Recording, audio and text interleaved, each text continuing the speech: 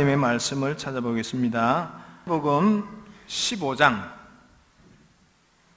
15장 21절로 28절입니다.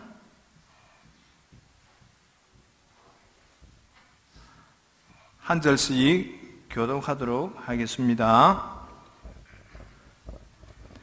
예수께서 거기서 나가사 두로와 시돈 지방으로 들어가시니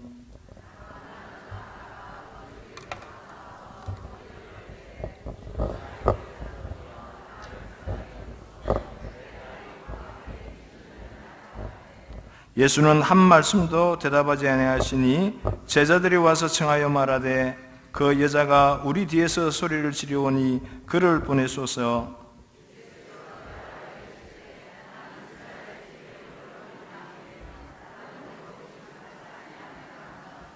여자가 와서 예수께 절하며 이르되 주여 저를 도우소서.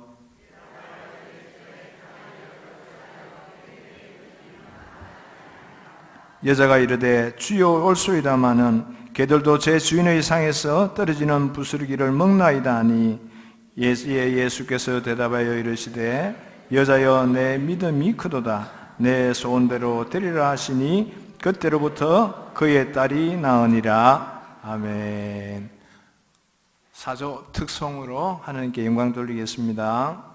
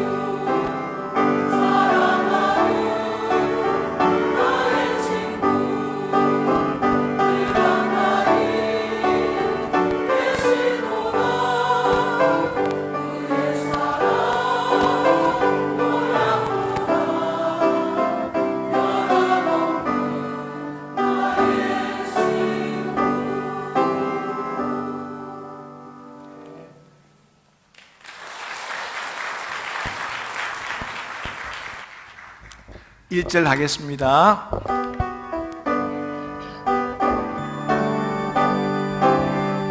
위에 계신 나의 친구, 그의 사랑 지극하다. 이는 예수 그리스도 나의 구주, 나의 친구, 살아가는 나의 친구, 늘 가까이 계시도다. 그의 사랑 놀랍도다. 변함없는 나의 친구. 아멘. 이 시간에 이봉원 목사님이 나오셔서 가나안 여자에게 자세를 배우다라는 제목으로 말씀 증거하실 때에 큰 은혜 받으시길 바랍니다. 잠시 기도하고 말씀 나누겠습니다. 주님 감사합니다. 오늘도 이 저녁에 주의 전에 불러주셔서 이렇게 예배할 수 있도록 인도하시는 하나님 감사합니다. 하나님 예배 가운데도 하나님 함께 하셔서 정말 우리 가운데 큰 은혜를 부어주시고 그 은혜에 사로잡혀 또 한 주간 살아갈 힘을 얻는 귀한 시간 되게 하여 주옵소서. 주님 감사합니다. 예수님의 이름으로 기도드립니다. 아멘. 할렐루야.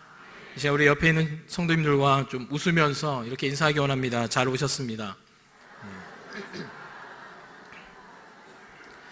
예, 정말 잘 오셨습니다. 예. 오늘 원래 그 주보에 나와 있는 말씀은 창세기였습니다. 이삭에게 자세를 배우다라는 제목으로 함께 말씀을 나누려고 했는데 오늘 중고등부 예배 때 설교를 한 후에 한참 고민하고 또 고민하다가 본문을 바꿨습니다. 그래서 오늘 마태복음 15장 21절에서 28절 말씀으로 가나안 여자에게 자세를 배우다라는 제목으로 오늘 함께 말씀을 나누려고 합니다. 우리 중고등부 선생님들은 되새김질 한다는 마음으로 다시 한번 말씀을 들어주셨으면 좋겠습니다. 오늘 마태복음 15장에 보면 이제 오늘 우리가 읽은 말씀에 보면 이제 예수님께서 이제 두로와 시돈 곧 이방 땅에 이렇게 가시게 된 이야기를 다루고 있습니다. 그러니까 예수님을 배척하고 괴롭혔던 어떤 종교 지도자들의 어떤 그런 행위로부터 또 그런 일들을 떠나 좀 피해서 오늘 이방 땅으로 가신 이야기들을 지금 말하고 있는 것입니다. 오늘 본문 속에 보면은 한 여자가 이렇게 소개되어져 있고 그 여자의 사연이 이렇게 나와 있습니다. 여러분들이 너무나도 잘 아는 또 많이 들었던 말씀 중에 하나일 것입니다. 근데 오늘 말씀에 보면 그 여자에게는 아주 깊은 사연이 있었습니다. 그건 뭐냐면 자녀의 문제가 있었다라는 겁니다. 근데 오늘 말씀 여러분들이 다 읽은 것과 같이 어떤 그 문제가 있었냐면 그 딸에게 아주 심각한 문제가 있었는데 그것은 바로 귀신이 들려 몹시 괴로워하고 있었다라는 겁니다. 어떻게 보면 이 문제는 이 여인에게 엄마로서의 어떤 이 여인에게 정말 큰 문제이고 또 가슴 아픈 문제일 것입니다. 여러분들도 또 자녀가 있으신 분들은 다 아시겠지만 자녀가 조금만 아파도 여러분들이 마음이 아프지 않습니까? 예. 거뜬하십니까? 예. 아프실 겁니다. 그러니까 자녀가 몸이 아프고 자녀가 좀 몸이 불편하고 이러면 여러분들 참 마음이 이렇게 많이 아플 것 같아요. 근데 그게 어떻게 보면 다 부모의 마음 아니겠습니까? 이 여인도 부모로서 또 엄마로서 이 자신이 가지고 있는 이 문제, 딸의 문제, 뭐 이렇게 몸이 아픈 것도 아니고 정신적으로, 실질적으로 이 귀신이 들려서 몹시 괴로워하는 모습들을 보면서 이 여인은 얼마나 이 문제에 대해서 크게 또 어떻게 보면 이 문제가 해결되는 일들이 전부라 여길 만큼 얼마나 이렇게 애타는 마음이 있었겠습니까? 근데 이 여인에게 어떤 한 소문이 들려왔습니다. 예수님이 마을로 들어왔다라는 소문이죠. 근데 이 소문을 듣고 이 여인의 반응이 어떻습니까? 바로 달려 나왔다라는 겁니다. 왜일까요? 이 소문을 듣는 순간 그녀의 믿음이, 소망이 실제가 되었기 때문입니다. 그래서 이 여자는 오로지 예수님께 다가가는 것만이, 또 그분을 만나는 것만이 그녀에게 전부였을 것입니다. 그리고 드디어 예수님 곁으로 다가가죠. 다가갔습니다. 하지만 그 여자 앞에는 많은 장애가 있었어요. 상황적 장애, 또 환경적 장애, 뛰어넘어야 될 것들이 너무나도 많았습니다. 그래서 이 여인이 선택한 것은 오늘 우리가 함께 읽은 말씀에 보면 외쳤다라고 이야기합니다. 소리 질렀다라고 이야기합니다. 뭐라고 소리 지릅니까? 다윗의 자손이신 주님, 이제 조금 의역을 해서 이야기하면 저를 불쌍히 여겨주십시오. 제 딸이 귀신에 들려 괴로워하고 있습니다 라고 소리를 질렀다라는 겁니다.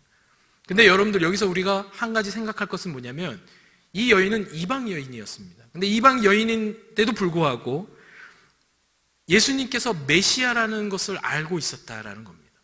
어떤 경로를 통해서 이것을 알게 되었는지 모르겠지만 예수님이 메시아라는 걸 알고 있었다라는 거예요. 한마디로 예수님이 어떤 분이시고 또 어떤 존재이며 어떤 것도 해결할 수 있는 진정한 메시아라는 것을 알고 있었다라는 거예요. 그래서 원래는 이스라엘 자손들만이 부를 수 있는 호칭, 다윗의 자손이라는 그것을 불렀다라는 겁니다. 부를 자격이 없는 이방 여자가 이 호칭을 사용하면서 크게 외쳤다라고 이야기합니다. 근데 중요한 것은 이 다음부터입니다. 여자가 외쳤습니다. 근데 그녀의 외침은 작았을까요? 컸을까요? 컸겠죠. 왜냐하면 이 마음 안에 그 딸의 문제가 너무 컸기 때문에, 이 마음 안에 그 자녀에 대한 문제가 너무 컸기 때문에, 괴로웠기 때문에 그 괴로움을 표현하듯이 정말 찢어진 가슴으로 크게 소리 질렀을 것입니다. 그런데 그곳에 있는 모든 사람들이 그 소리를 들었죠. 근데 오늘 우리가 읽은 말씀의 23절을 보면요, 여기서부터 이제 시작되는데 23절에 보면 예수님께서 한 말씀도 대답하지 않았다라고 이야기합니다. 그래서 제자들이 뭐라고 합니까? 제자들이 23절에 예수님이 한 말씀도 안 하시니까 제자들이 뭐라고 얘기하냐면, 그러니까 쉽게 풀어서 얘기하면 이런 겁니다. 여자가 우리를 너무 귀찮게 합니다. 사람들도 많이 모이고 보는 시선들도 많은데 너무 귀찮게 하니까 예수님 좀 어떻게 좀 해보세요 라고 이야기하는 겁니다. 그러니까 뭐 빨리 해결해서 보내든지 아니면 뭐라고 뭐 얘기를 하든지 좀 어떻게 해보라고. 예수님이 아무 말씀 안 하시니까 그렇게 제자들이 이야기했다라는 거예요. 제가 오늘 여러분들과 말씀 나누고 싶은 건 이겁니다. 뭐냐면 오늘 본문을 통해서 배울 자세를 우리가 배우기 위한 무엇이 시작되냐면 거절이 시작됩니다. 오늘 여러분들과 나누고 싶은 키워드는 뭐냐면 거절입니다. 예수님이 거절하셨다라는 겁니다. 여인은 외쳤어요. 다윗의 자손. 이렇게 외친 게 아니에요. 엄청나게 큰 목소리로 외쳤습니다. 외쳤는데 예수님은 아무런 반응을 보이지 않습니다. 첫 번째 거절이 시작된 겁니다. 여자는 예수님께 거절을 당했어요. 유진 피터슨의 메시지라는 그 다른 버전의 성경을 보면 뭐라고 표현되어 있냐면 예수님이 무시하셨다라고 이야기합니다. 무시하셨대요. 한마디로 거절하신 거죠. 근데 거절은 거기서 끝나지 않았어요. 제자들의 말에 드디어 예수님께서 입을 여셨는데 뭐라고 이야기하시냐면, 난 이스라엘 집에 잃어버린 양, 곧 난 유대인을 위해서 보내심을 받았다. 너 같은 이방인은 나랑 상관이 없다라고 이야기하고 있습니다. 하지만 여자가 이 말을 듣고 어떻게 합니까? 포기하지 않았다라고 이야기합니다. 보통 이 정도 되면 좀 성깔 있는 사람은 포기할 만합니다. 근데 주님께 뭐라고 얘기합니까? 주님, 저를 도와달라고 이야기합니다. 이때 예수님께서 어떻게 보면 아까 나는 이방인이 아니라 유대인을 위해서 왔다라고 이야기할 때 두 번째 거절이 시작된 겁니다. 근데 마지막 세 번째 거절이 시작됩니다. 이건 솔직히 거절이라기보다는 거의 모욕에 가까운 수준입니다. 뭐라고 이야기하냐면 26절에 자녀의 떡을 취하여 개들에게 던짐이 마땅하지 아니하리라. 이 말을 다시 표현하면 이런 겁니다. 넌 개야. 내가 왜 개까지 챙겨야 하는 거냐? 개 같은 이방인 여자인 너의 말을 내가 왜 들어줘야 되느냐라고 이야기하고 있는 겁니다. 넌 개야 라고 이야기하는 겁니다. 인간이 가진 두려움 중에 거절에 대한 두려움이 있습니다. 거절에서 오는 두려움은, 그런데 중요한 것은 이 거절에서 오는 두려움은 항상 우리 곁에 있습니다. 우리는 많은 것을 매일 선택하지만 거절 또한 우리는 매일 경험합니다. 거절은 우리와 가까이 있다라는 겁니다. 관계를 통한 거절이나 상황 가운데 겪는 어떤 거절이나 또 환경으로부터 오는 거절 등 우리 삶의 거절은 자연스럽다라는 겁니다. 하지만 예상치도 못한 치명적인 거절을 통해 견디지 못하고 무너지는 경우가 있는 것이죠. 그럼 우린 거절을 받을 때 어떤 자세와 태도를 취해야 하는가? 오늘 그것을 좀 잠시 나누기 원하는 것입니다. 여러분들, 거절받는 것은 두려워해서는 안 됩니다. 할렐루야. 거절받는 게 두렵습니까? 거절받는 것에 대해서 두려워해서는 안 됩니다. 방금 전에도 제가 말씀드린 것처럼 선택만큼이나 거절 또한 자연스러운 것이기 때문에 그렇습니다. 그렇기 때문에 거절당하는 것에 대해서 두려워해서는 안 되는 것이죠. 거절받는 것을 두려워하면 다음으로 넘어가지 못하게 되는 겁니다. 거절받는 것을 두려워하게 되면 은혜는 경험되지 않습니다. 여러분들, 오늘 말씀 한번 이렇게 상황을 여러분들이 너무나도 잘 아는 말씀이지 않습니까? 잘 한번 지켜보십시오. 예수님께 첫 번째 거절을 당합니다. 그럴 때는요, 좀 이렇게 이런 생각을 좀 해봤습니다. 이 말씀을 보면서. 첫 번째는 군중이 많으니까, 사람들이 많으니까 크게 소리는 쳤지만 예수님이 못 들었을 수도 있겠구나라고 생각할 수 있죠. 근데 두 번째 갑자기 예수님이 거절을 합니다. 뭐라고 거절합니까? 나는 유대인을 위해서 보내심을 받았다. 너 같은 이방인들을 위해서는 내가 보내심을 받지 않았다. 한마디로 상관이 없다라고 이야기합니다. 거기서 약간 기분 나쁠 수 있지만 성깔 있는 사람은 거기서 니까짓 게 뭔데 하고 이렇게 갈 수 있겠죠. 근데 그것까지 꾹꾹 참았는데 갑자기 세 번째 예수님 거절하실 때 뭐라고 얘기합니까? 넌 개야. 넌 개 같은 존재야. 좀 말이 그런가요? 예. 하여튼 그렇게 이야기합니다. 예. 욕은 할 수 없고 하여튼 개 같은 뭐야 이렇게 얘기한 겁니다. 그렇게 얘기했을 때 여러분들 같았으면 어떻게 하시겠습니까? 그때 당시 예수님 머리 길었으니까 예수님 머리끄댕이 잡고 막 니 죽고 나 죽자, 니가 뭔데 막 이럴 수도 있지 않았을까? 좀 성깔 있는 분들은. 근데 어떻게 합니까? 넌 개야 라고 할 때 우리가 주목할 건 뭐냐면 이 여인의 반응입니다. 이 반응을 통해서 우리가 좀 자세를 배우고 싶은 겁니다. 우리가 무언가를 할 때, 제가 지금 현재 중고등부에서 지금 제가 잘 나누고 있는 건지는 잘 모르겠는데 저희 중고등부는 항상 시리즈로 설교를 하는데 지금 자세 시리즈를 하고 있습니다. 그래서 이삭을 했고요, 그리고 다니엘의 새 친구를 했고요, 그 다음에 이제 오늘 가나안 여자에 대해서 이야기를 나눴습니다. 근데 우리가 항상 중요한 건 뭐냐면 자세라는 거죠. 자세가 좋아야, 태도가 좋아야 그 다음도 있다라는 겁니다. 그래서 오늘도 이 여인을 통해서 우리가 배우고 싶은 자세는 거절에 대한 우리의 반응, 우리의 태도는 과연 어떠해야 하는가, 그것을 좀 보고 싶어 하는 겁니다. 가나안 여자는 거절보다 더한 모욕을 받은 상황에서도 두려워하지 않았습니다. 무엇을 두려워하지 않았는 줄 아십니까? 첫 번째는 주변을 두려워하지 않았습니다. 주변 상황이나 어떤 환경이나 사람들을 두려워하지 않았다는 거예요. 근데 어떻게 이럴 수가 있을까? 여러분들 1대1로 거절을 당했어도 기분이 나쁘잖아요. 막 분노가 올라올 때도 있고 화가 날 때도 있지 않습니까? 그런데 이 여인은 둘이 있을 때 거절당한 게 아니에요. 수많은 군중들이 있는 상황에서 거절당한 겁니다. 여러분들 생각을 해보십시오. 여러분들 이 수많은 사람들이 앉아있는 가운데서 공개적으로 거절당하고 망신을 당한다고 생각해 보십시오. 여러분들 당장 교회 떠날 겁니다. 뭐 있던 게 다 있어. 머리끄댕이는 잡을 수 없고, 그러니까 뭐 떠나겠죠. 아니면 뭐 싸우던가. 이 상황에서 이 여인이 어떻게 했느냐? 이 주변에 대해서 신경 쓰지 않았다는 거예요. 두려워하지 않았다는 거예요. 그녀에겐 오직 예수님밖에 없었다라는 겁니다. 그리고 그녀의 딸에 대한 사랑으로 가득했기 때문에 주변이 두렵지 않았다는 겁니다. 그 시선이 두렵지 않았다는 거예요. 환경이나 상황이나 그 사람들에 대한 시선, 그것들이 의식되지 않았다는 겁니다. 근데 우리가 왜 거절을 두려워하는지 아십니까? 시선 때문에 그렇습니다. 주변의 시선 때문에. 왜 두렵습니까? 그 거절을 통해서 내가 받을 모욕감, 수치, 이런 것들이 두렵기 때문에 거절이 두려운 것입니다.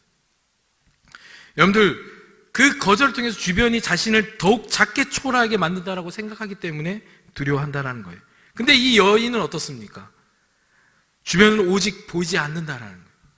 이 여자에겐 주변은 없었습니다. 아무 의미가 없었어요. 이 여자에겐 오직 예수 그리스도밖에 없었다라는 겁니다. 그럼 이 여자가 그 다음에 달려나가서 뭐라고 고백합니까? 여러분들, 아까 세 번째 거절당했을 때 예수님 뭐라 그러셨죠? 거절할 때 이렇게 이야기하시죠. 넌 개야. 그렇게 이야기했을 때 이 여인은 거기서 분노하지 않고, 거기서 그 말을 듣고 다르게 반응하지 않고, 어떻게 반응하냐면 이렇게 반응합니다. 주여, 옳소이다마는 개들도 제 주인의 상에서 떨어지는 부스러기를 먹나이다 하니. 이 말을 다시 표현하면 이렇습니다. 주님 맞습니다. 주님, 저는 당신의 개입니다. 라고 이야기하는 겁니다. 이 표현이 핵심입니다. 당신이 내 주인이고 난 당신의 개라고 표현하는 겁니다. 오늘 말씀에 보면 예수님이 뭐라고 이렇게 넌 개야라고 이야기할 때 27절에 보면 뭐라고 말하고 있습니까? 제 주인의 상이라는 표현을 씁니다. 제 주인의 상. 이게 뭐냐면 주인이라는 건 난 당신의 개라고 표현하고 있는 거와 같은 것입니다. 여러분 대단하지 않습니까? 이런 표현을 할 수 있을까요? 주님만 바라보지 않으면 이런 표현을 할 수 없습니다. 그 가슴 안에 딸에 대한 사랑이 가득하지 않았다면 이런 표현을 할 수 없는 겁니다. 엄마로서의, 사람으로서의 그 많은 군중들 앞에 모욕과 그 수치와 정말 그런 손가락질, 그런 것들을 정말 어떻게 보면 받을 그런 상황인 것이죠. 근데 이런 상황에서도 얼마나 비참합니까?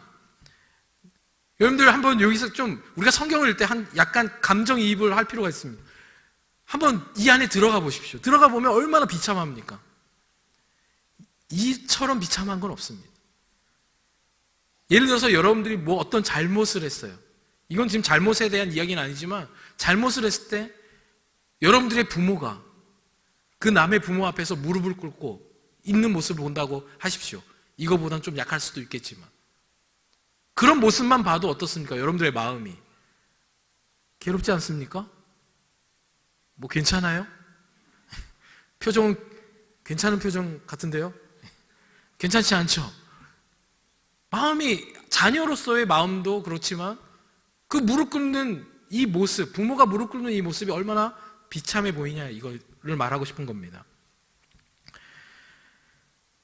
아까도 제가 말씀드렸지만 넌 개야 라고 말했을 때 듣는 보통 상황에서 사람들은 과연 어떻게 반응했을까? 만약에 나라면 그 상황에서 어떻게 반응했을까? 한번 우리가 생각해 볼 필요가 있습니다. 어떻게 보면 주변으로부터 받는 시선이 얼마나 힘들었겠습니까? 하지만 이 여인의 자세는요 변함이 없었어요. 그 모욕은 그녀의 의지를 바꿀 수 없었습니다. 그 거절은 이 여인의 의지를 바꿀 수 없었습니다. 그리고 뭐라고 말합니까? 예, 저는 주님의 개입니다. 그러니까 제게 부스러기라도 주십시오 라고 이야기하는 겁니다. 여러분들 여기서 우리가 두 번째 자세를 발견할 수 있습니다. 거절을 당했을 때 그것을 뛰어넘을 수 있는 자세가 바로 뭐냐? 그것이 바로 겸손입니다. 겸손은요 거절을 이기는 힘이 됩니다. 힘이 있습니다. 이 여자의 겸손은요 예수님의 표현을 바꾸게 합니다. 호칭이 바뀝니다. 여자의 호칭이 바뀌는데 28절에 보면 뭐라고 표현하고 있냐면 뭐라고 표현하고 있죠? 여자여 라고 표현하고 있습니다. 여자여. 26절에 뭐라고 말하죠? 개라고 얘기합니다. 넌 개야. 갑자기 한 절 뛰어넘고 28절에 뭐라고 말합니까? 여자요 라고 이야기합니다.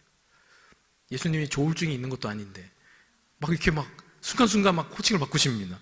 근데 26절에 개라고 표현했다가 28절에 여자요라고 표현하는데, 여러분들 유대 사상은 옛날 우리 조선시대와 좀 약간 비슷한데 남성이 우월시되는 그런 시대입니다. 그래서 여러분들 오병이어 사건도 그 5,000명을 계산했을 때 남자들만 센 겁니다. 그러니까 여자들도 많이 있었죠. 근데 남자들만 센 거예요. 그러니까 남성을 우월시하는 그런 시대에서 이 여자여라는 이 표현은요, 극존칭입니다. 그러니까 존칭 중에 그냥 존칭이 아니라 극존칭이에요. 예수님이 이 표현을 쓰신 또 한 여인이 있습니다. 예수님이 십자가에서 자신의 어머니에게 뭐라고 표현합니까? 여자여라고 이야기합니다. 그래서 제가 오늘 학생들한테 그랬습니다. 너희들 집에 가서 엄마한테 여자여 그렇게 말하라고. 극존칭이라고. 엄마라 하지 말고 여자여. 혹여나 자녀 중에 여자여 하면 이 자식이 하고 그때 때리지 마시고 극존칭을 하고 있다는 걸 인정해 주시길 바랍니다. 여러분들 이게 지금 여자여라는 표현이 이게 되게 아무것도 아닌 것처럼 보이지만 이게 엄청난 표현입니다. 왜냐하면 유대인 남자가 유대인 여자에게 여자여 표현하는 것도 이건 대단한 표현이거든요. 근데 유대인 남자가 유대인 여자가 아닌 이방인 여자에게 여자여라고 말한 건 이건 엄청난 겁니다. 이건 솔직히 말이 안 되는 거예요. 그런데 예수님이 이 여자에게 개라고 이야기하다가 이 여자가 맞습니다. 주님, 저는 당신의 개입니다. 저는 당신의 개입니다. 라고 표현할 때 이 주님이 이 고백을 듣고 뭐라고 표현합니까? 여자여 라고 이야기합니다. 극존칭으로 호칭이 바뀐 겁니다. 거절의 두려움을 뛰어넘은 그녀의 이 여인의 겸손은요, 여인의 모든 것을 바꿔버렸습니다. 여러분들 겸손이 뭡니까? 지는 것에 대해서 인정하는 것입니다. 이 가나안 여자는 자존심으로 예수님을 이기려 하지 않았다라는 겁니다. 여러분들 자존심을 어디다 묶고 온 거죠. 어떻게 보면 그 자존심을 내세우지 않았다라는 거예요. 예수님의 그 말씀에 개라는 이야기를 들었을 때, 그 말씀을 들었을 때 그것에 대해서 분노하지 않았다는 거예요. 그 속마음은 어떤지 모르겠지만 이 여인의 입에서 나온 고백은 정말 절실한 고백이었습니다. 예, 맞습니다. 주님, 저는 당신의 개입니다. 그러니까 당신의 부스럭이라도 내게 좀 허락해달라고 말하고 있는 겁니다. 모든 것을 인정했다라는 거예요. 이기려 하지 않았다라는 겁니다. 가나안 여자는 지는 것에 대해서 연연하지 않았다라는 겁니다. 이런 여자의 태도는 거절을 뛰어넘게 했다라는 겁니다. 거절을 뛰어넘는 두 번째 태도, 그 자세는 바로 겸손입니다. 예전에 TV 프로그램 중에 말하는 대로라는 프로그램이 있었습니다. 지금도 하고 있는 걸로 알고 있는데요. 여러분들 보신 분 계신가요? 예. 다 거룩하셔서 TV를 안 보시죠? 저는 그렇게 믿고 싶습니다. 근데 그 예전에 그 말하는 대로라는 프로그램인데 이런 프로는 여러분들 아침 드라마보다 더 유익한 프로그램입니다. 그러니까 꼭 보시기 바랍니다. 이 프로그램이 어떤 프로그램이냐면 강연 프로그램입니다. 강연. 이제 한국에 좀 유명한 멘토급 되는 그 멘토들이 나와서 강연을 하는 아주 책을 쓴 분들도 나오고 아티스트들도 나오고 막 여러분들이 나옵니다. 근데 그런 강연을 하는 프로그램인데요. 길거리에서 강연하는 프로그램입니다. 근데 그 말하는 대로에 제가 개인적으로 되게 좋아하는 작가분이신데 조승연 작가라고 나와서 강연을 한 적이 있습니다. 제가 알기로는 말하는 대로에 그 2번 정도 출연하셨던 걸로 알고 있는데 한 번은 나와서 별로 임팩트가 없었는데 두 번째 나왔을 때는 정말 제가 그걸 보면서 많은 것을 깨달았습니다. 이 조승연 작가가 나와서 강연을 한 내용을 여러분들에게 잠시 좀 소개하려고 합니다. 이 작가가 나와서 뭐라고 얘기했냐면 자신이 외국에서 예전에 공부할 때에 자기가 그 펜싱에 대해서 너무 관심이 많아서, 펜싱 아시죠? 예, 올림픽 경기 중에 펜싱 있지 않습니까? 펜싱에 관심이 너무 많아서 펜싱을 배우고 싶었다고 합니다. 그래서 펜싱, 그냥 펜싱이 아니라 전통 펜싱, 그러니까 지금 올림픽에서 하고 있는 그런 펜싱이 아니라 전통, 그러니까 고전적인 펜싱을 배우고 싶어서 외국에서 그런 스승을, 진짜 스승을 찾아서 펜싱을 잠시 배웠던, 그 배움을, 가르침을 받았던 이야기를 하면서 거기서 자기가 깨달은 것들을 이렇게 강연 가운데 나누는 이야기를 이렇게 제가 듣게 되었습니다. 보게 되었습니다. 근데 이제 펜싱이란 경기는 펜싱 칼로 찌르는 속도가 너무 빨라서 그것을 점수화하기 위해서 요즘 올림픽에서 어떻게 합니까? 이 몸에 전자장비를 다 차고 합니다. 그래서 이 전자장비가 딱 건들림을 당했을 때 이제 센서가 작동하면서 어떻게 됩니까? 이제 점수가 이렇게 표시가 되게 되죠. 그래서 저번 우리 올림픽 때도 막 펜싱 때 우리 대한민국이 금메달 따지 않았습니까? 하여튼 뭐 그런 펜싱 경기인데, 근데 이 고전 펜싱, 그러니까 전통 펜싱을 가르치는 이 스승이 그거는 펜싱 정신에 위배된다라고 이야기하면서 가르침을 줬다라고 합니다.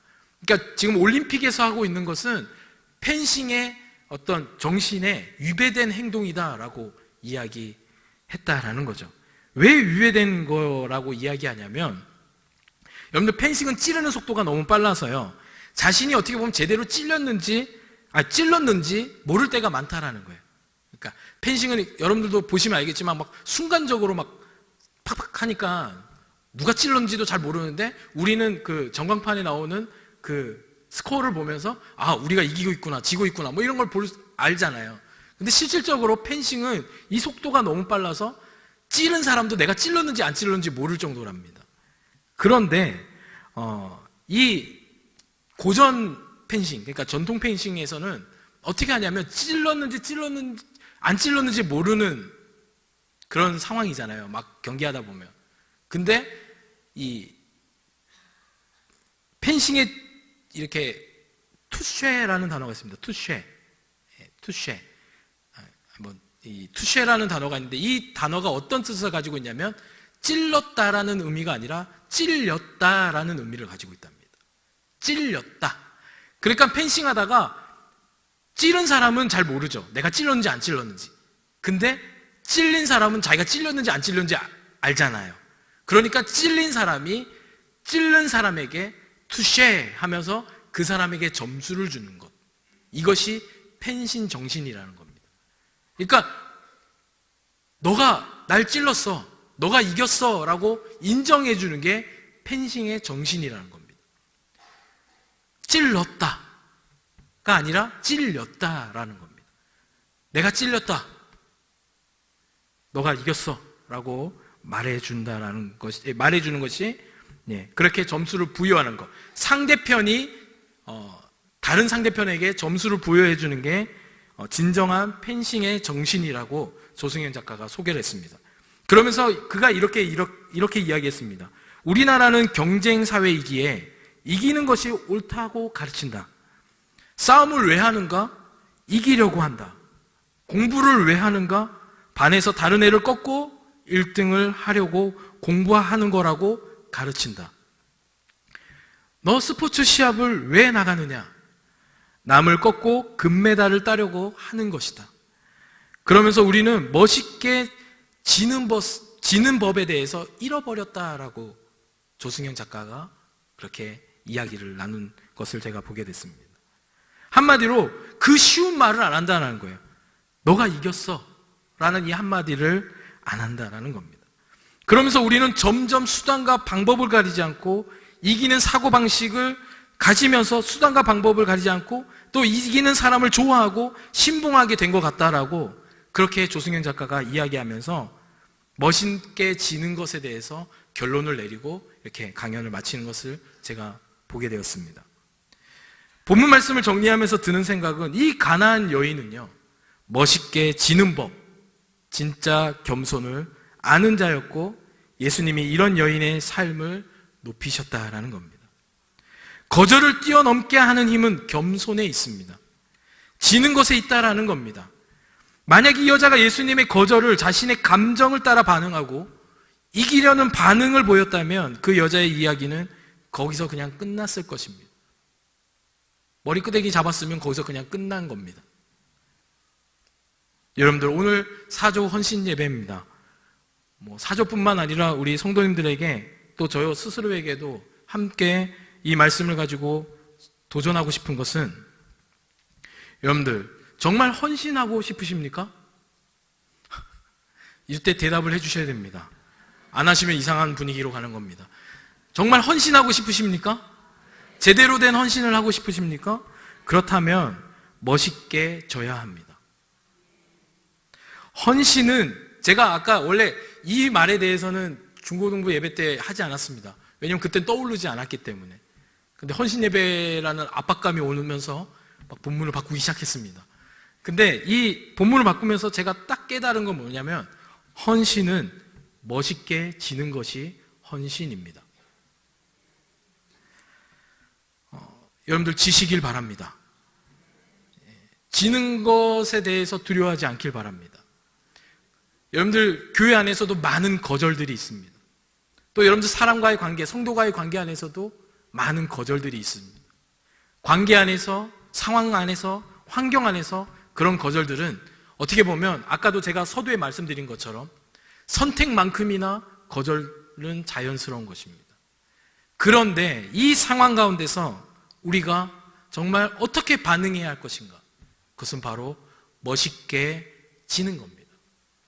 주님을 바라보며 주 안에서 멋있게 지는 것, 이것이 헌신입니다. 헌신하는 건 자신의 자존심을 내세우는 게 아닙니다. 헌신한다고 말하면서 자신의 목소리를 높이는 게 헌신이 아닙니다. 너까짓 게 뭔데? 네가 뭘 한다고? 이런 생각을 품고 있다면 헌신할 수 없습니다. 여러분들 멋있게 지는 여러분 되시길 바랍니다. 상대방에게 너가 이겼어 라고 말하는 여러분들이 되셨으면 좋겠습니다. 어떤 성도가 잘 되는 것을 봤을 때 여러분들 박수 쳐줄 수 있는 여러분들이 되셨으면 좋겠습니다. 예전에도 제가 한번 설교 때 이야기한 것 같은데, 어떤 초등학생에게 문제를 냈답니다. 사촌이 땅을 사면 뭡니까 답이?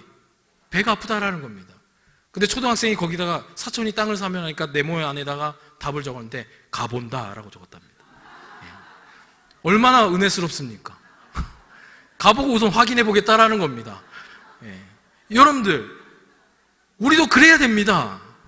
할렐루야. 사촌이 땅 사면 배가 아프고, 어떤 성도가 잘 되면 막 배가 아프고, 이게 아니라 그 성도가 뭔가 잘 되고 이럴 때 박수 쳐줘야 하는 겁니다. 그리고 고백해야 되죠. 세례 요한과 같이 그는 흥하여겠고 나는 쇠하리다. 이런 고백을 우리 교회 안에, 이런 고백들이 우리 교회 안에 가득 넘치는 교회가 되기 원합니다. 이게 뭐냐면 지는 겁니다. 멋있게 지는 겁니다.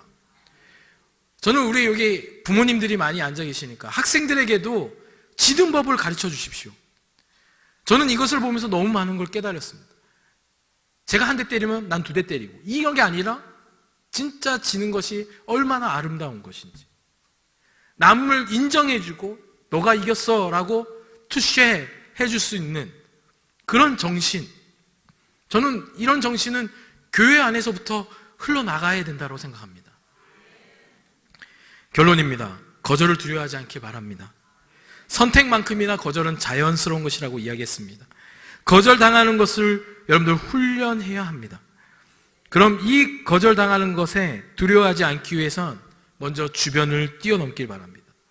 뛰어넘기 위한 그 답은 오직 예수님만 바라보는 것입니다.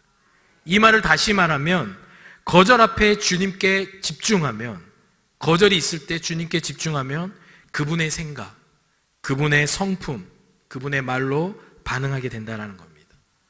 주변은 아무것도 의미 없게 된다는 것이죠. 그리고 두 번째, 마지막으로 거절은 거절을 뛰어넘을 수 있는 자세는 바로 겸손이라는 것입니다. 멋있게 지는 여러분 되시길 바랍니다. 우리 옆에 있는 성도가 이렇게 인사하기 원합니다. 너가 이겼어. 한번 훈련하십시오. 너가 이겼어.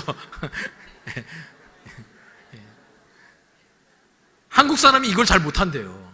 그 조승현 작가가 거기서 나왔는데 너가 이겼어라는 말을 절대 잘 안 하는 종족 중에 하나가 대한민국 사람들이랍니다. 잘 안 한다라는 거죠. 자존심 때문에.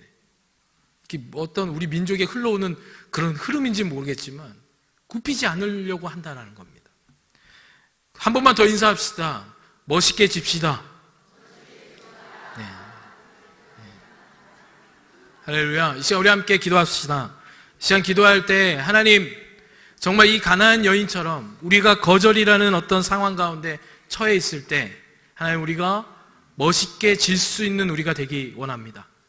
오직 주님만 바라보고 주님의 성품, 주님께서 우리에게 흘려보내주시는 그 말들, 그런 행동들로 반응하면서 멋있게 지는 그런 겸손을 우리가 정말 배워가기 원합니다. 하나님, 우리 마음 가운데 그런 마음을 더 부어주시고 정말 헌신하는, 멋있게 지면서 헌신할 수 있는, 자존심 내세우지 않고 나의 목소리를 높이지 않고 정말 주님 멋있게 질 수 있는 우리 모두가 되게 해달라고, 하나님 그렇게 우리 마음 가운데 일하여 달라고 이 시간께 주님의 이름 한번 부르시고 함께 기도하겠습니다. 주여, 하나님 감사합니다. 하나님, 우리가 정말 하나님 이 가나안 여자와 같이 거절 앞에 하나님 오직 주님만 바라보게 하여 주옵소서. 하나님 아버지, 이 거절 앞에서 아버지 주님만 바라보며 주님의 생각과 주님의 말과 주님의 행동과 주님의 성품으로 그 상황을 풀어낼 수 있는 지혜로운 자가 될 수 있도록 은혜를 더하여 주옵소서. 또한 하나님, 정말 우리가 이 거절이라는 이 상황 가운데서 하나님 이 환경 가운데서 하나님 우리가 정말 겸손으로 반응하게 하여 주옵소서. 하나님 온전히 주님만 바라보며 하나님 아버지 정말 멋있게 지는 법을 배우는, 그렇게 헌신할 수 있는, 정말 우리의 목소리를 낮추고 하나님 아버지 정말 지는 것을 훈련하는 우리 모든 성도들 될 수 있도록 하나님 아버지 은혜를 더하여 주옵소서. 주님 감사합니다. 한 분 한 분을 주님께서 기억하여 주시고 하나님 아버지 정말 우리가 그렇게 살아낼 수 있도록 은혜를 더하여 주옵소서. 주님 감사합니다.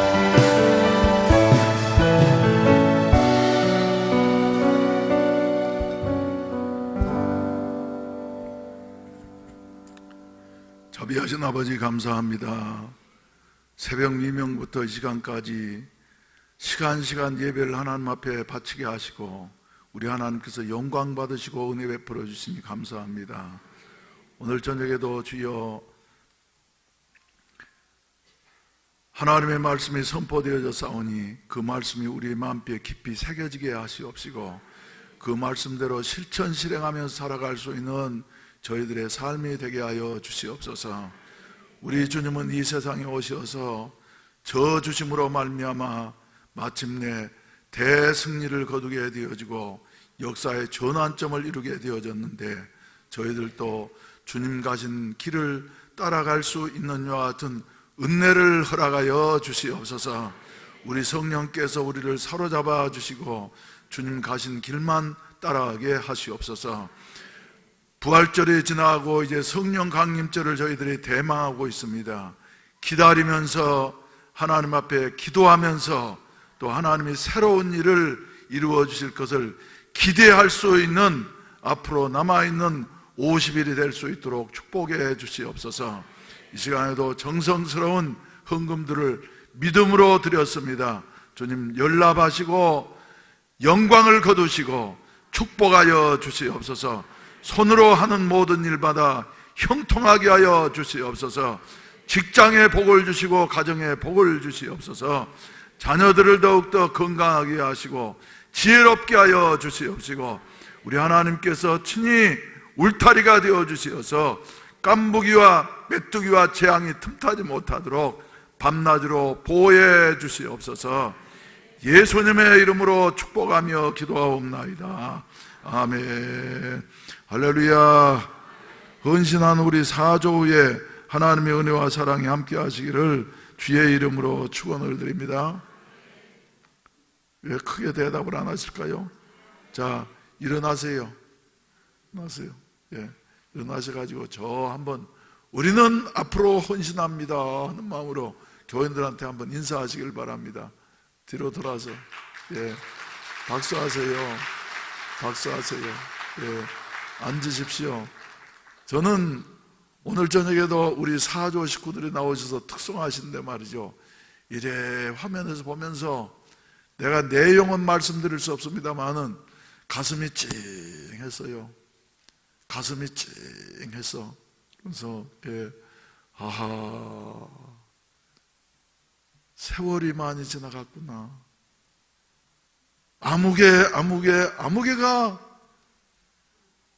우리 교회를 처음 나올 때는 20대였는데 30대였는데 세월이 많이 지나갔구나 그러면서 얼굴에는 표가 별로 나지 않지만은 그러나 풍겨오는 게 말이죠. 그래서 제 가슴이 찡해졌어요. 사랑하시는 성도 여러분, 앞으로 남아있는 생애 동안에 주님 앞에 헌신하고 충성하다 갈 수 있는 이런 은혜가 있어지기를 주의 이름으로 축원을 드립니다. 그래서 이거 사람의 힘으로 할 수가 없어요. 그래서 오늘 저녁에 이제 광고를 한 가지만 하려고 하는데 뭐냐면은 부활절이 지나갔으니까 교회 절기가 이제 뭐가 다가옵니까? 성령 강림절이 다가옵니다. 예수님이 부활하신 지 50일째 되는 오순절에 말이요, 무슨 사건이 일어났어요? 사도행전 2장 1절에 성령 강림의 사건이 일어나게 되어지고 제자들의 놀라운 변화가 일어나게 되어졌어요. 할렐루야. 그래서 우리도 성령을 대망하면서 5월 13일이 5월 20일이 금년에는 성령 강림절인데 5월 13일 저녁부터 할렐루야, 아직도 살아있는 우리 오순절의 불씨를 가진 강사님을 초청을 해서 말이죠. 예, 뭐 어떤 분은 좋다 그러고 안 좋다는 분도 있고 그런데 아직까지도 불씨가 살아있는 분이에요. 설교를 하고 집회를 해도 그냥 적당하게 하는 것이 아니라 목숨을 걸고 하시는 분, 그 이름 김덕환. 예, 그래서 나는 우리 김덕환 목사님은 설교를 해도 말이죠, 예, 좀 길게 해서 그렇지 정말 뜨거운 열정은 말이죠 대단하신 분이라고 생각해요. 그래서 세계적으로 말이지 이런 분이 불을 붙여야지 된다. 할렐루야. 할렐루야. 동서대학교 가가지고도 하루에 6번 설교를 하면서도 말이죠, 동서대학교 학생들뿐만 아니라 교수들에게도 마음을 뜨겁게 해서 말이죠, 그리고 난 다음에 우리 교회 수요일 날 저녁에 하루에 6번 설교하고 난 다음에 와가지고 설교를 하셨던 이런 목사님, 여러분들은 말이지, 아이고 여러 번 오셨는데 새 강사를 초청을 하지 아무리 새로운 사람을 내가 눈 닦고 봐도 없어. 요새 시대에 그런 분이 계시다고 하는 것은 복스러운 분이에요. 그래서 우리 교단적으로도 또 한국 교회적으로도 이분을 내가 힘 닿는 데까지 어떻게 해서든지 일할 수 있게 해드려야지 되겠다. 아멘 안 하네. 성령의 불이 붙어야지 됩니다.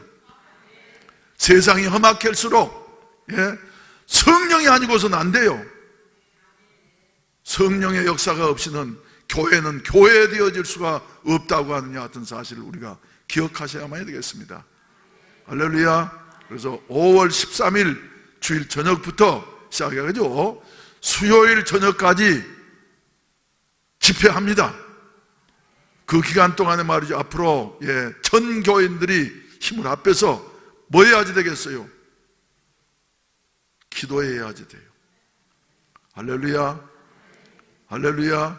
그래서 언젠가 수양관에서 제가 말씀드렸던 대로 하나님의 역사는 말이죠, 3기 3기에 실천하는 사람에게 하나님의 역사는 일어난다. 첫째 기가 뭐라 그러세요? 기대하면서 하나님 나에게 은혜 주신다. 할렐루야. 기대가 없는 사람은 산 사람이 아닙니다. 따라서 합시다. 기대하자. 하나님 뭔가 이루실 것이야. 그러면 또 두 번째 기는 말이죠. 기도해야지 돼. 기대하는 것이 있는 사람 말이죠. 기도해야지 돼. 기도해도 간절히 기도해야지 돼. 세 번째로는 뭐 해야지 돼요? 기다려야지 돼요. 그래서 예루살렘을 떠나지 말고 내게 들은 바 아버지의 약속하신 것을 기다리라. 할렐루야.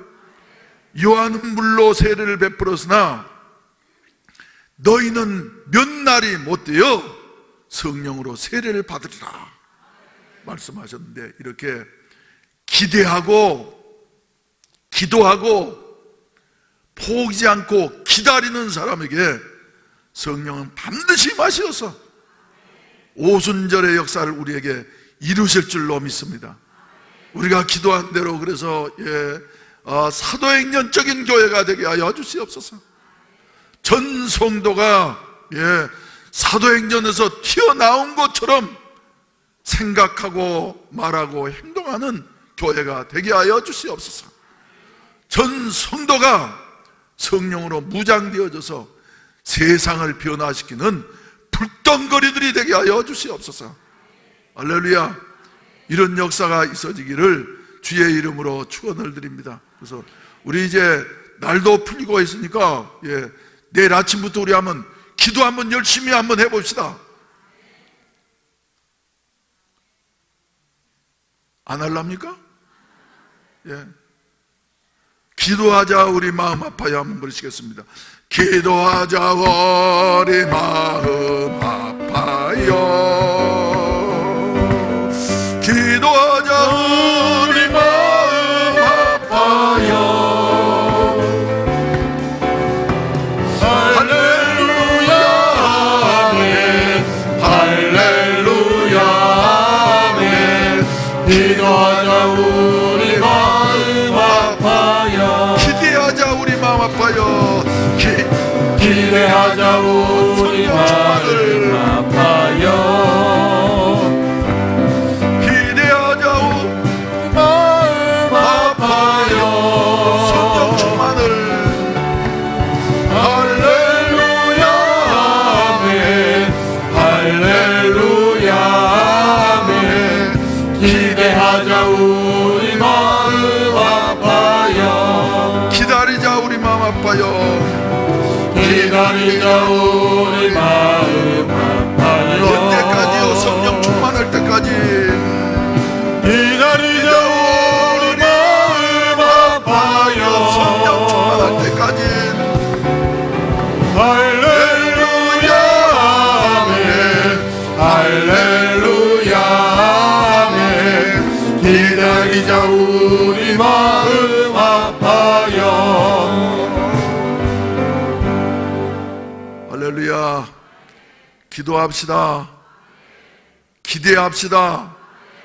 성령 충만을, 전교인 성령 충만을 우리 기다리십시다. 약속하신 반드시 오순절은 우리에게 오게 되어질 줄로 믿습니다. 우리 다 같이 기립하시 찬송가 516장 부르신 다음에 간절히 기도하시고 주기도문은 개인적으로 하시고 돌아가시도록 하겠습니다. 손뼉 치시면서 힘차게 부르십시다. 모든 길 따르라 의의 길, 세계 만민의 이 길 따라서 살 길을 온 세계에 전하세. 만 백성이 나갈 길, 어둠 밤치다 소동 든다. 바람빛 보아라 저 빛, 주 예수의 나라 이 땅에 곧 오겠네 오겠네. 주 예수 따르라 승리의 더해진 세계 만민이 나갈 길과 진리요 참 생명 내 창법을 부수고 다 따르라 화평왕 어둠 밤 지나서 동튼 양 바람이 보아라 저비 주 예수의 나라 이 땅에 곧 오겠네 오겠네 놀라운 이 소식 알리어라 세계 만민을 구하려 내 주 예수를 보내신 참 사랑의 하나님 만 백성이 따른 길 어둠 밤 지나서 동든다 바람이 보아라 저비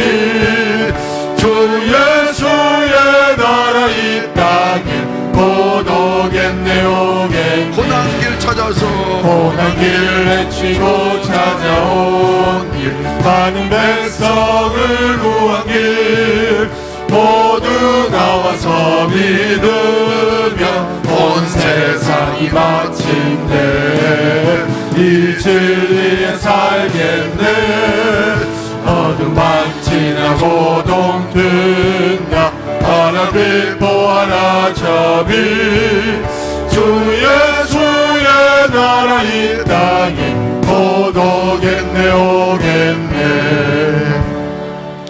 자비하신 아버지 하나님, 이 저녁에도 사조 헌신 예배로 하나님 앞에 영광 돌리게 하시니 감사합니다. 사조에 세우신 모든 일꾼들과 우리 권속들 한 분 한 분 위에 가정가정마다 하늘문을 여시고 신령한 은혜와 축복을 나리워 주시옵소서. 몸된 교회 무엇보다도 성령으로 충만케 하여 주시어서 이 마지막 때 맡겨진 사명을 다 감당할 수 있도록 우리 주님께서 들어 사용해 주시옵소서. 전 교인이 성령 충만하게 하여 주시옵시고 하나님께서 주신 바 은사 따라서 주여 열심히 헌신하고 봉사함으로 말미암아 건강한 교회가 되게 하여 주시옵시고 힘있는 교회가 되게 하여 주시옵소서. 마귀를 이기게 하시고 세상을 이기게 하시고 자기를 이기게 하시옵시고 문제를 극복하면서 앞으로 전진해 나아갈 수 있는 이런 아름다운 교회가 될 수 있도록 축복해 주시옵소서. 우리 아버지, 나라가 이렇게 어려울 때에 주여 나라를 바로 세울 수 있는 교회와 성도들이 되게 하여 주시옵소서. 오늘 또 한국을 향하여서 세계 여러 나라들이 와서 도와달라고 손짓하는 이때에 함께 일어나서 세계로 열방으로 나아가서 주여 그리스도의 사랑을 널리 전파할 수 있는 이런 아름다운 역사가 있어지게 하시옵소서. 이 시간에도 하나님을 알지 못하고 영원한 지옥 불구덩이로 떨어지고 있는 저 남태평양에 죽어가는 섬나라들의 많은 영혼들을 주님께서 불러주시고 구원해 주시고 저들에게 복음을 전함으로 말미암아 주여 구름대와 같이 볼대와 같이 주님 앞으로 나오는 역사를 일으킬 수 있는 교회가 될 수 있게 하여 주시옵시고 동남아시아 각국마다 주여 여러 가지 빈곤과 어둠 가운데에서 허덕이고 있으면서 우리를 도와달라고 아우성치는 영혼의 목소리를 우리들이 들을 수 있게 하여 주시어서 우리 한 사람 한 사람이지요 일어나 나아갈 수 있는 이런 아름다운 역사가 있어질 수 있도록 도와주시옵소서. 또 주여 가난한 나라들 한국에 주여 무엇인가 살 길을 마련해보자 노동자로 와가지고 고생하는 영혼들이 많이 있습니다. 주여 저들에게 그리스도의 사랑을 전파하며 복음을 전하게 하여 주시어서 저들로 하여금 주여 복음으로 무장해서 십자가의 정병으로 다시 자기 나라로 돌려보냄으로 말미암아 저들이 복의 근원으로 사용될 수 있는 이런 아름다운 역사가 일어날 수 있도록 우리 교회를 사용해 주시옵소서. 주여 계획하고 있는 다문학교회도 주 안에서 온전히 이루어지게 하여 주시어서 이제는 주여 곧 개발 사업을 시작하게 되어지는데 시기를 놓치지 아니하고서 주여 가장 좋은 때 가장 좋은 방법으로 그물을 쳐놓고서 시대를 이끌어갈 수 있는 이와 같은 교회가 되게 하여 주시옵소서. 20여 년 전에 신도시가 개발될 때에 하나님께서는 부족한 저희들, 가난한 저희들, 연약한 저희들을 사용하셔서 먼저 예배당을 건축하게 하시고 지금까지 준비케 하셨으니 감사합니다.